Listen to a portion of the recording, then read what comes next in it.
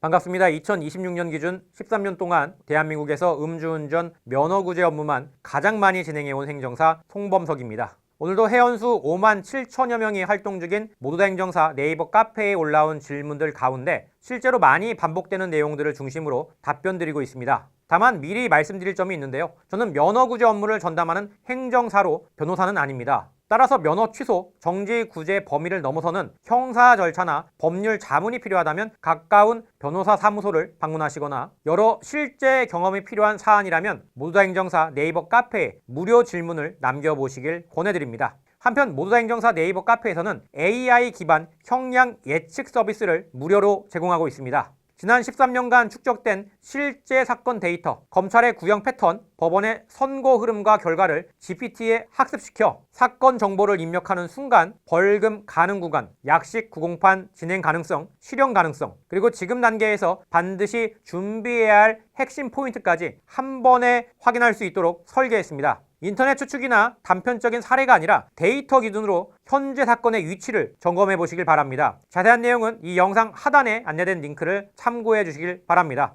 자, 음주사고 초범 식의님. 음주사고 2026년 1월 1일 낮 12시까지 음주를 한 후 오후 5시쯤에 차를 빼달라는 연락이 와서 차를 빼는 도중에 직진하는 차량이랑 접촉사고가 났습니다. 0.118 나왔고 대물 1대, 대인 1명. 민사합의는 진행 중인데 형사합의 금액이 너무 커서 혹시 형사합의를 안 하게 된다면 실형까지 갈 수가 있을까요?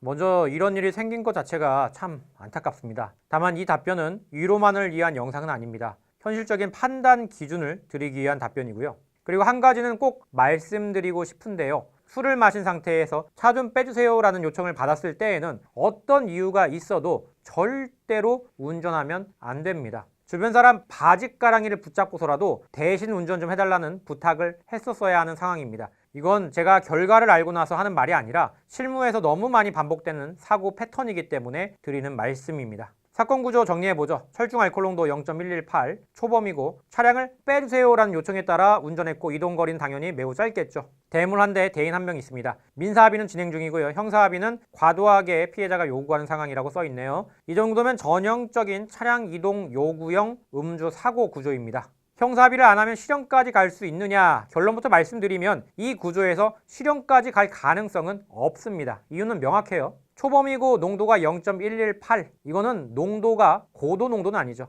이동거리가 매우 짧죠. 고의운전이 아니라 요청에 따른 이동이었고 대인 피해가 경미한 경우 통상 전치 2주 정도 생각됩니다. 이 조건이라면 형사재판까지 가더라도 실형 선고는 현실적으로 나오지 않습니다. 형사합의를 안 했다고 해서 곧바로 실형으로 연결되는 구조가 아니라는 거죠. 정리해서 말씀드리면 이런 유형의 사고 실무에서 굉장히 많고요. 차 좀 빼주세요 라는 요청이 가장 위험합니다. 초범의 짧은 거리, 경미한 대인 사고라면 실형 걱정은 하지 않으셔도 되고요.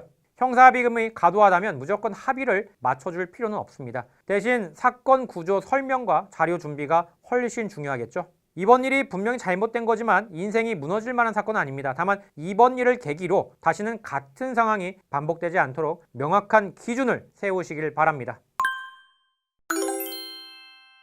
2026년 1, 4분기 기준 모두다 행정사에서 제공하고 있는 무료 자료집 리스트는 다음과 같습니다. 총 4가지 그룹으로 구성되어 있고요. 오늘 이야기한 내용처럼 도로교통법 사건을 겪고 나서 막막함을 느끼시는 분들이 정말 많을 텐데요. 상담을 하다 보면 거의 빠지지 않고 나오는 질문이 있죠.